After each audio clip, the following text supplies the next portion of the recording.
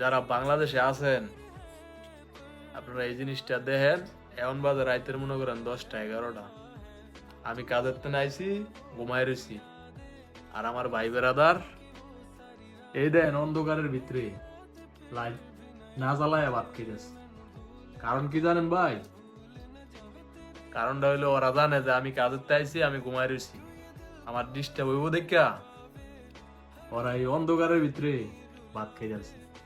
ওই মনির ভাই, লাইটটা জ্বালায় ভাত খাও, এত কষ্ট করার লাগতো না, আমার ডাক দিলে চললো মিয়া। কারেন্ট বিল মিয়া, কারেন্ট বিল না মিয়া, এত কষ্ট করে ভাত খাই মিয়া রাত করে।